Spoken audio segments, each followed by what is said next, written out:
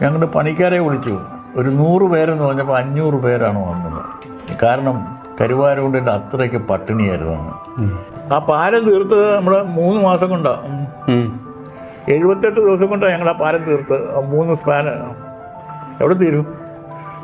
Government 50%, panchayat 25%, നാട്ടുകാർ 25%. എന്നുള്ള വ്യവസ്ഥയിലായിരുന്നു ആ പാലം പണി തുടങ്ങിയത്. പിന്നെ സൂപ്പർവിഷൻ ഞങ്ങളാണ് നോക്കിയത്. മൗലവി നമുക്ക് ഫുൾ സപ്പോർട്ട് തന്നിട്ടുണ്ട്. ആദ്യം തൊട്ട് അവസാനം വരെ തന്നിട്ടുണ്ട്. കാരണം ഉദാഹരണം പറഞ്ഞാൽ ഇപ്പോൾ നമ്മൾ കപ്പിലാന്തോട്ടത്തിൻ്റെ അവിടെ നമ്മൾ റോഡ് വീതി കൂട്ടിയപ്പോൾ മൗലവിയോട് പോയി സ്ഥലം ചോദിച്ചപ്പോൾ നിങ്ങൾ എടുത്തോളാൻ പറഞ്ഞു. അപ്പോൾ ഞങ്ങൾ എത്ര രൂപ തരണമെന്ന് ചോദിച്ചപ്പോൾ പറഞ്ഞു, കുട്ടി നിങ്ങൾക്ക് സ്ഥലം പോരെ, നിങ്ങൾ എടുത്തോന്ന് പറഞ്ഞു. അന്ന് ആ സമയത്ത് മാണി സാറും ജോസഫും കൂടെ തെറ്റി.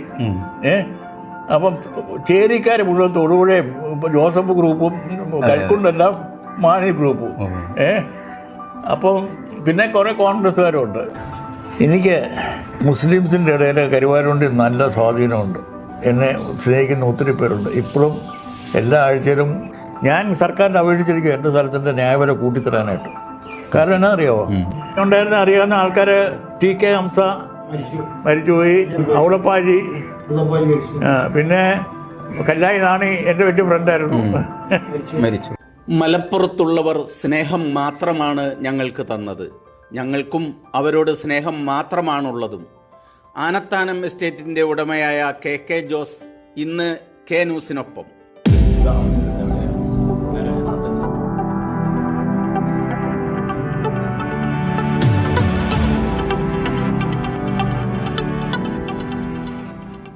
മലപ്പുറത്തിൻ്റെ മണ്ണിൽ മാസ്മരിക സുഗന്ധം പരത്തുന്ന വ്യത്യസ്ത ജാതിമതസ്ഥരായ മനുഷ്യരുടെ ഊഷ്മളമായ പരസ്പര വിശ്വാസത്തിലധിഷ്ഠിതമായ സ്നേഹത്തെക്കുറിച്ച് ഏറ്റവും ആധികാരികമായി അനുഭവത്തിൻ്റെ വെളിച്ചത്തിൽ കരുവാരകുണ്ടിലെ പ്രമുഖ എസ്റ്റേറ്റ് ഓണറായ ആനത്താനം ജോസാർ കാഞ്ഞിരപ്പള്ളിയിലെ അദ്ദേഹത്തിൻ്റെ വസതിയിൽ വെച്ച് നമ്മോട് സംസാരിക്കുകയായിരുന്നു. വാർദ്ധക്യ സഹജമായ ചെറിയ തോതിലുള്ള ശാരീരികാവശതകളോടെയും എന്നാൽ എസ്റ്റേറ്റുകളുടെ കണക്കും കാര്യങ്ങളുമെല്ലാം നോക്കുന്നതിൽ യാതൊരു അവശതകളും ഇല്ലാതെയും കാഞ്ഞിരപ്പള്ളി ടൗണിന് സമീപമുള്ള ആ പഴയ ആനത്താനം ബംഗ്ലാവിൽ താമസിക്കുന്ന അദ്ദേഹത്തെ K ന്യൂസ് ടീം കാണാനെത്തിയത് മുന്നേ തന്നെ വിളിച്ച് അനുവാദം വാങ്ങിയായിരുന്നു. ഇന്ന് ഏത് സമയത്തും മതസാഹോദര്യത്തിൻ്റെ തീർത്തും ലോലമായ മേലങ്കി രാജ്യത്ത് തന്നെ പൊട്ടിത്തകർന്നേക്കുമോ എന്ന് നാം എല്ലാം ഭയപ്പെട്ടു നിൽക്കുമ്പോൾ, ഒരു ഭാഗത്ത് എരുതിയിൽ എണ്ണയൊഴിച്ച് ചിലർ വർഗീയ വിഷം വമിപ്പിക്കുമ്പോൾ, മറുഭാഗത്ത് കാഞ്ഞിരപ്പള്ളിക്കാരനായ ഈ മനുഷ്യൻ കുടിയേറ്റ കാലം മുതൽ ഇങ്ങോട്ട് നാളിതുവരെ മലപ്പുറം ജില്ലയിലെ ബഹുഭൂരിപക്ഷ സമുദായമായ മുസ്ലിങ്ങളും കുടിയേറ്റ കർഷകരായ ക്രൈസ്തവർക്ക് സ്നേഹം മാത്രമേ പങ്കുവച്ചിട്ടുള്ളൂ എന്ന് നമ്മോട് ആധികാരികമായി പറയുകയാണ്. പക്ഷേ അതൊരു മികച്ച പ്രസംഗം പോലെയോ നല്ലൊരു പ്രഭാഷണം പോലെയോ നിങ്ങൾക്ക് തോന്നണമെന്നില്ല. കാരണം അദ്ദേഹം പ്രായം 85-ലെത്തിയ ഒരു സാധാരണ മനുഷ്യനാണ്. കരുവാരകുണ്ടിലുണ്ടായിരുന്ന തൻ്റെ സമകാലികരും സുഹൃത്തുക്കളുമായിരുന്ന മിക്കവരും കാലയവനികയ്ക്കുള്ളിൽ മറഞ്ഞുപോയെന്നും, പാപ്പച്ചൻകുട്ടി, ബോബൻ വള്ളിക്കാപ്പൻ, കുരിക്കാട്ട് ജോൺ എന്ന ഓനച്ചൻ എന്നിങ്ങനെ തൻ്റെ കുടിയേറ്റകാല സുഹൃത്തുക്കളിൽ വിരലിലെണ്ണാവുന്നവർ മാത്രമാണ് ഇനി ശേഷിക്കുന്നതെന്നും അദ്ദേഹം പറഞ്ഞു. നെച്ചിക്കാടൻ NUK മൗലവി, വീട്ടിച്ചോല ഇട്ടരാച്ചൻ, പെരുമണ്ണിൽ ചേക്കുണ്ണിയാജി, മുസ്ലിം ലീഗിൻ്റെ നേതാവായിരുന്ന പൊറ്റയിൽ അബ്ദുള്ളപ്പു ഹാജി, തയ്യിൽ ഹംസ ഹാജി, കല്ലായി കുഞ്ഞിഫു ഹാജി, മകൻ കല്ലായി നാണി, തങ്കുട്ട എന്ന CP വേണുഗോപാൽ, നെടുമ്പ മുഹമ്മദ് എന്നിവരെയും ആര്യാടൻ മുഹമ്മദ്, നമ്പീശൻ മാസ്റ്റർ എന്നിങ്ങനെ പ്രമുഖ രാഷ്ട്രീയ നേതാക്കൾ ഉൾപ്പെടെ മരണപ്പെട്ടു പോയവരെയും ജീവിച്ചിരിക്കുന്നവരുമായ എക്കാലത്തെയും സൗഹൃദങ്ങളെ അദ്ദേഹം ഓർത്തെടുത്തു.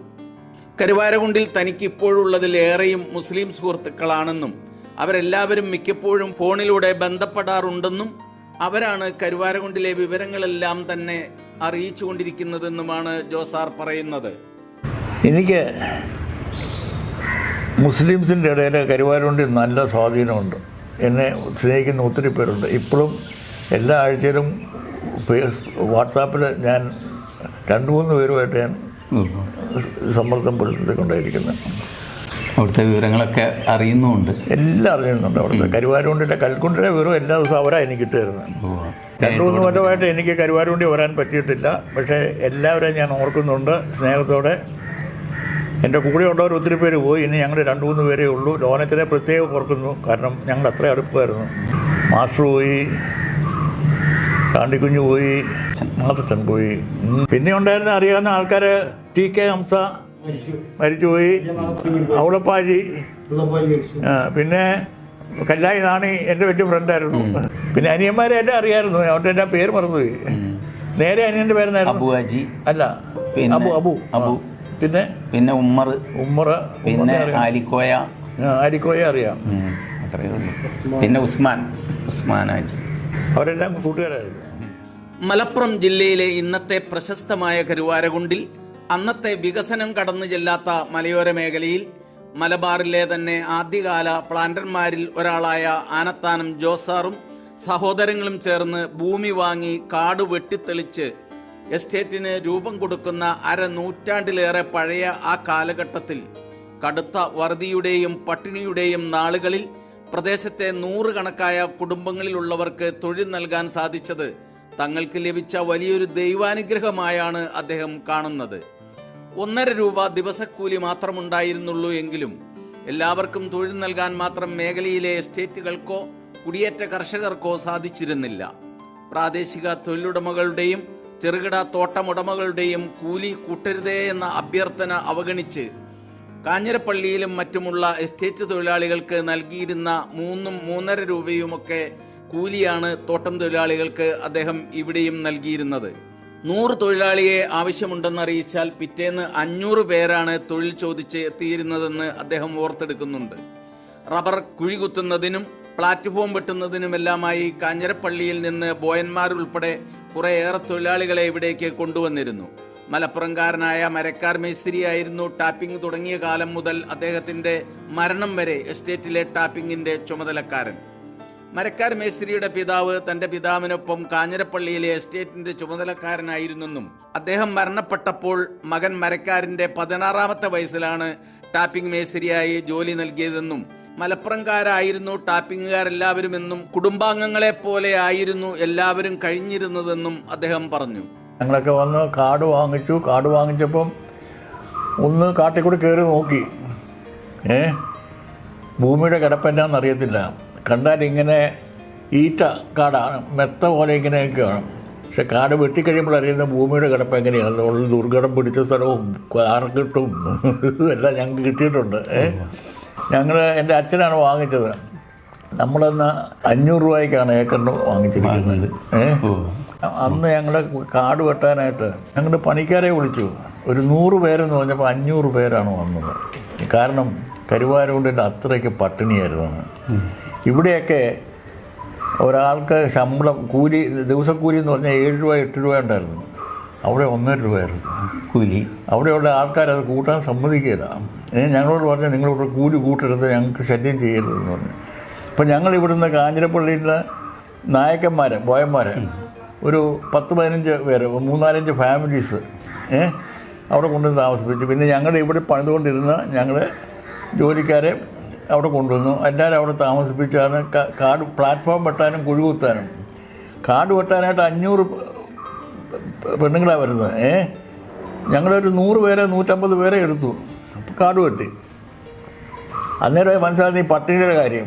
അപ്പം നമ്മുടെ കരുവാരുകൊണ്ടുള്ളവരെല്ലാവരും ഞങ്ങളോട് പറഞ്ഞു നിങ്ങൾ കൂലി കൂട്ടരുതെന്ന് പറഞ്ഞു. അപ്പോൾ ഞങ്ങൾ ഇവിടുന്ന് വന്നവർക്ക് അവിടെ 3.5 രൂപയും ബാക്കി 3.5 രൂപ ഇവിടെ കാഞ്ഞിരപ്പള്ളിയിലും കൊടുത്തു. അങ്ങനെയാണ് ഞങ്ങൾ അവരവിടെ പണിയിപ്പിച്ചത്. ഈ ആനത്താനം ഗ്രൂപ്പ് എന്ന് പറയുന്നത് എൻ്റെ അച്ഛനാണ് വാങ്ങിച്ചത്. ഞങ്ങളുടെ 10 മക്കളാണ്, സഹോദരങ്ങളാണ്. ഞങ്ങളുടെ 10 പേരുടെയും പേരിൽ 35 ഏക്കർ വെച്ച് 350 ഏക്കറാണ് ഞങ്ങൾ വാങ്ങിച്ചത്. 1.25 ലക്ഷം രൂപയായി അന്ന്. ഇത്രയും ഭൂമി വാങ്ങിയിട്ട് അത്രേ ഉള്ളൂ.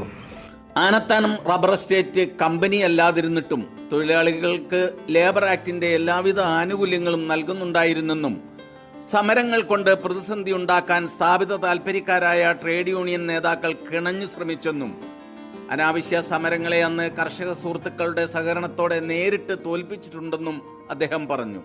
നോക്കുകൂലി പോലുള്ള അനാവശ്യ ധാർഷ്ട്യ ഇടപെടലുകളും സ്ഥാപനങ്ങളെയും തോട്ടങ്ങളെയും മറ്റും സമരം ചെയ്ത് അടച്ചുപൂട്ടിക്കുന്ന അല്ലെങ്കിൽ സംരംഭകനെ തന്നെ നാട് കടത്തുന്ന തരത്തിൽ തൊഴിലാളികളുടെയും സംഘടനകളുടെയും ഭാഗത്തു നിന്നുണ്ടാകുന്ന ഇന്നത്തെ പ്രവണതകളെയും പ്രശ്നങ്ങളെയും എല്ലാം അദ്ദേഹം മറകൂടാതെ ചൂണ്ടിക്കാണിച്ചു. പ്ലാന്റേഷൻ ലേബർ കമ്മിറ്റിയിൽ 6 വർഷം മെമ്പറായിരുന്നിട്ടുണ്ട് അദ്ദേഹം. കുടിയേറ്റ കർഷക സംഘത്തിന്റെ സെക്രട്ടറി എന്ന നിലയ്ക്ക് കർഷകർക്ക് വേണ്ടിയാണ് തന്നെ നിയമിച്ചതെങ്കിലും തോട്ടം തൊഴിലാളികളുടെ നിലവിലുള്ള കൂലി വർദ്ധിപ്പിച്ച് പുതുക്കി നിശ്ചയിച്ച് അതിൽ ഒപ്പിടാനും തനിക്ക് സാധിച്ചിട്ടുണ്ടെന്നും അദ്ദേഹം പറഞ്ഞു. ഈ ട്രേഡ് യൂണിയൻ സംബന്ധമായിട്ട് ഒരുപാട് ബുദ്ധിമുട്ടുകൾ ഉണ്ടായിട്ടുണ്ടോ? ആദ്യകാലത്ത് ഒരു പ്രശ്നമില്ലായിരുന്നു.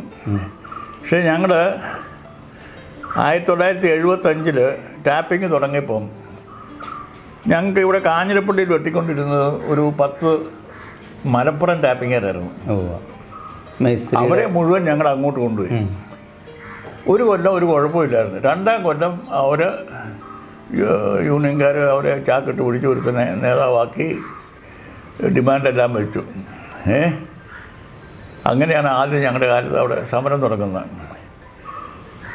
അത് 78, 79, 80 3 കൊല്ലം സമരം ചെയ്തു. 3 കൊല്ലവും ഞങ്ങളുടെ ക്രോപ്പ് സെപ്റ്റംബർ തൊട്ട് ഡിസംബർ വരെയുള്ള ക്രോപ്പ് കളഞ്ഞു. പക്ഷേ ആദ്യത്തെ കൊല്ലം ഞങ്ങൾ യൂണിയനുമായിട്ട് തന്നെ ഒപ്പിട്ടു. INTUC യൂണിയനായിട്ട് ഒപ്പിട്ടു. 2ാം കൊല്ലം യൂണിയൻ, 3ാം കൊല്ലം നെടുമ്പ പഞ്ചായത്ത് പ്രസിഡൻ്റായി നെടുമ്പ മുഹമ്മദ്. അന്നേരം എല്ലാം മാർക്സിസ്റ്റിലോട്ട് പോയി. അവിടെ നെടുമ്പയും ആർത്തലയിലെ അല്ല CT കമ്പനിയിൽ തോട്ടത്തിൽ ജോലി ചെയ്യുന്ന ഒരു ടാപ്പിംഗുകാരനും കൂടെ വന്നു എന്നെ കാണാനായിട്ട്. അപ്പോൾ ഞാൻ പറഞ്ഞു, നെടുമ്പ പറഞ്ഞു ഞാൻ പഞ്ചായത്ത് പ്രസിഡൻ്റാന്ന് പറഞ്ഞു. ഞാൻ കയറി ഇരിക്കാൻ പറഞ്ഞപ്പോൾ CTയിലെ ടാപ്പിംഗുകാരൻ എൻ്റെ പെരയ്ക്കകത്ത് കയറി ഞാൻ ഇറങ്ങാൻ പറഞ്ഞു. തനിക്ക് ഇവിടെ ഇരിക്കാൻ പറ്റിയാൽ ഞാൻ നെടുമ്പ എഴുത്തിയിരിക്കുന്നത് പഞ്ചായത്ത് പ്രസിഡന്റ് ആയതുകൊണ്ട് ഞാനവിടെ പുറത്തിറങ്ങി എന്നോളാൻ പറഞ്ഞു. എൻ്റെ പണിക്കാരൻ നിൽപ്പുണ്ട്. അപ്പോൾ ഞാൻ പറഞ്ഞു ഞങ്ങൾ അത് പറ്റിയല്ല എന്ന് പറഞ്ഞു. അവൻ നെടുമ്പയുടെ കയ്യെ പിടിച്ച് നെടുമ്പയെ ഇറക്കിക്കൊണ്ടുപോയി. ഇപ്പോൾ ഞാൻ പറഞ്ഞു നിങ്ങൾ നോട്ടീസ് വന്നിട്ടുണ്ട്, ഇനി നമുക്ക് ഡേ പ്രാപ്പസി വെച്ച് കാണാമെന്ന് പറഞ്ഞു. ആ സമരം നീണ്ടുപോയിട്ട് അവസാനം ഞങ്ങളുടെ വാദം മിനിസ്റ്റർ അംഗീകരിച്ചു. അവസാനം സെറ്റിൽമെൻ്റ് ആയതെന്നാണെന്നറിയാമോ? ഒരു പണിക്ക് 25 പൈസ വെച്ച് തൊഴിലാളികൾക്ക് കൊടുക്കാനായിട്ട്. ഉടനെ നെടുമ്പ മുഹമ്മദ് അവിടെ തലകുത്തി നിന്നു. നമ്പീശൻ മാസ്റ്റർ പറഞ്ഞു നമുക്ക് നെടുമ്പേ നമുക്ക് പോയിട്ട് നമുക്ക് എല്ലാവർക്കും കുട വാങ്ങിച്ചു കൊടുക്കാമെന്ന് പറഞ്ഞു. അവർ തോറ്റുപോയി. അത് കഴിഞ്ഞപ്പോൾ ഞങ്ങളവിടെ സമരം ഉണ്ടായിട്ടില്ല.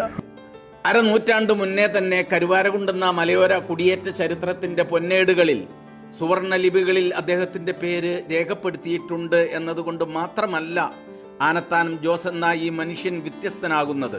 കുടിയേറ്റ കർഷകർക്ക് ഒത്തൊരുമയും ഒപ്പം മത സാമുദായിക സൗഹാർദ്ദവുമെല്ലാം പഠിപ്പിച്ചു കൊടുത്ത, അവരുടെ വികസന സ്വപ്നങ്ങൾക്ക് ദിശാബോധം നൽകുന്നതിലും പ്രത്യേക താല്പര്യവും ശ്രദ്ധയും പുലർത്തിയ മനുഷ്യ സ്നേഹിയായതുകൊണ്ട് കൂടിയാണ് എന്ന് പറയാതെ വയ്യ.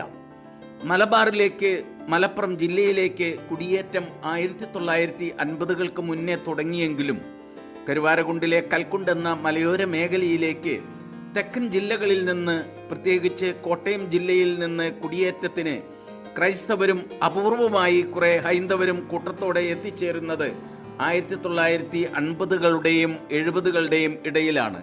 ഇന്നത്തെ സൈലന്റ് വാലി നാഷണൽ പാർക്കിന്റെ നിക്ഷിപ്ത വനമേഖലയോട് ചേർന്ന് കിടക്കുന്ന മഞ്ഞളാഞ്ചോല, മണലിയാമ്പാടം, ആർത്തല, പാവ്, ചേരി എന്നിങ്ങനെ മലയും കുന്നുകളും മാത്രം നിറഞ്ഞ കൽക്കുണ്ട് മേഖല ഈറ്റയും മുളയും വൃക്ഷങ്ങളുമെല്ലാം നിറഞ്ഞതും വന്യമൃഗങ്ങൾ യഥേഷ്ടം വിഹരിച്ചിരുന്നതുമായ മലമ്പ്രദേശം കോഴിക്കോട് കിഴക്കേക്കെട്ട് കോവിലകത്തിന്റെ വക ജന്മഭൂമിയായിരുന്നു. 1968 ഏക്കർ ഒന്നിന് 500 രൂപ വിലയ്ക്കാണ് 350 ഏക്കർ ഭൂമി വാങ്ങി ആനത്താനം ഗ്രൂപ്പിനായി രജിസ്റ്റർ ചെയ്യുന്നത്. വലിയ തൊഴിലില്ലായ്മയും പട്ടിണിയും നിലനിന്നിരുന്ന ആ കാലഘട്ടത്തിൽ വികസനമോ പുരോഗതിയോ നാട്ടിൻപുറങ്ങളിലേക്ക് കടന്നെത്തിയിരുന്നില്ല. വേനലാകുമ്പോഴേക്കും വറ്റി വരളുന്ന ഇന്നത്തേതിൽ നിന്ന് വ്യത്യസ്തമായി എല്ലാ കാലത്തും സാമാന്യം നല്ല ഒഴുക്കുണ്ടാകാറുള്ള അന്നത്തെ ഒലിപ്പുഴയിൽ ഒരു പാലം ഉണ്ടായിരുന്നില്ല എന്നതോടൊപ്പം നല്ലൊരു റോഡും കൽക്കുണ്ടിലേക്കുണ്ടായിരുന്നില്ല. വർഷക്കാലത്ത് ഇരമ്പിയെത്തുന്ന മലവെള്ളം മണിക്കൂറുകൾക്ക് ശേഷമാണ് ഒഴുക്ക് കുറഞ്ഞ് ജീപ്പിന് പോലും കടന്നു പോകാൻ പാകപ്പെടുന്നത്. ഗവൺമെന്റിന്റെയും കുടിയേറ്റ കർഷകരുടെയും സഹകരണത്തോടെ മാമ്പറ്റ ഭാഗത്ത് ഒലിപ്പുഴയ്ക്ക് കുറുകെ 1976 ആനത്താനം ജോസാറിന്റെ നേതൃത്വത്തിലുള്ള കർഷക കൂട്ടായ്മ നിർമ്മിച്ച പാലമാണ് ഇന്നും ഗതാഗതത്തിന് നാട്ടുകാരുടെ പ്രധാന ആശ്രയം. അത്രമാത്രം കരുതലോടെയും ശ്രദ്ധയോടെയും നിർമ്മാണ പ്രവൃത്തി നടത്തിയതിനാലാണ് നിരവധി ഉരുൾപൊട്ടലുകളെയും മലവെള്ളപ്പാച്ചിലുകളെയും പാലം അതിജീവിക്കുന്നത്. ഉയരവും സ്പാനുകളും കൂടുതലായുള്ള പുതിയൊരു പാലം അവിടെ ഇനി നിർമ്മിക്കേണ്ടതുണ്ടെന്നും അദ്ദേഹം സൂചിപ്പിച്ചു. മലയോര മേഖലയിൽ മലമടക്കുകളിലെ മുഴുവൻ വീടുകളിലും വൈദ്യുതി എത്തിച്ച വെളിച്ച വിപ്ലവം പദ്ധതി നടപ്പിലാക്കാൻ പരിശ്രമിച്ചവരിൽ പ്രധാനിയും ജോസാർ തന്നെയായിരുന്നു. നമ്മുടെ ഇതിലാണല്ലോ ആ പാലം ഉണ്ടാക്കുന്നത്. പാലം ഉണ്ടാക്കുന്നത് കൽക്കുണ്ട് നമുക്ക് കരുവാട്ട് കൊണ്ട് കുടിയേറ്റ കർഷക സംഘം എന്ന് പറഞ്ഞൊരു സംഘടന ഉണ്ടാക്കി. വൈലമുറി അപ്പച്ചനായിരുന്നു അതിൻ്റെ പ്രസിഡന്റ്. ആ സംഘടന പഞ്ചായത്തുമായിട്ടൊക്കെ നമ്മൾ ഇടപെട്ടിട്ട് സർക്കാർ ഇടപെട്ടിട്ട് അന്ന് ADM ആയിട്ട് നെടുങ്ങാടി സാർ എന്ന് പറഞ്ഞൊരു പുള്ളി ഉണ്ടായിരുന്നു. ആ നെടുങ്ങാടി സാർ ഞങ്ങളുടെ വലിയ ഫ്രണ്ടായിരുന്നു. പുള്ളിയുടെ അടുത്ത് ചെന്നപ്പോൾ ഞാൻ നോക്കട്ടെ നിങ്ങൾക്ക് ഒന്ന് സാങ്ഷൻ ചെയ്ത് തരാമോ എന്ന് നോക്കട്ടെ എന്ന് പറഞ്ഞ് അങ്ങനെ കളക്ടർക്ക് വിട്ടുകൊടുത്ത് ഗവൺമെൻറ് 50%, പഞ്ചായത്ത് 25%, നാട്ടുകാർ 25% എന്നുള്ള വ്യവസ്ഥയിലായിരുന്നു ആ പാലം പണി തുടങ്ങിയത്. പിന്നെ സൂപ്പർവിഷൻ ഞങ്ങളാണ് നോക്കിയത്. ഞാനും എൻ്റെ അനിയൻ മാതച്ചനുമാണ് മെയിനായിട്ട് നോക്കിയത്. പിന്നെ മനോഹരൻ അപ്പച്ചൻ്റെ അവിടെയായിരുന്നു ഞങ്ങളുടെ ആഫീസ്. പിന്നെ പാലം പണി സൂപ്പർവൈസ് ചെയ്തുകൊണ്ടിരുന്നത്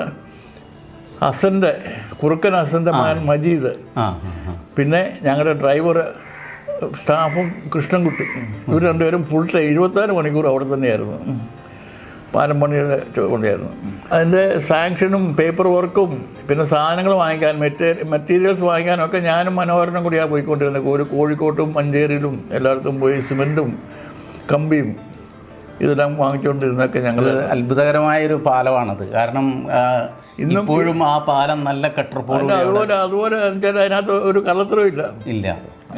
ഇപ്പോൾ ഉണ്ടാക്കുമ്പോൾ തന്നെ പൊളിഞ്ഞു കിടന്നു പാലങ്ങൾ, കെട്ടിടങ്ങൾ ഒക്കെ. ഇത് ഇനി എത്ര കൊല്ലം പോകണമെങ്കിലും അവിടെ നിന്നോളും, കുഴപ്പമൊന്നുമില്ല.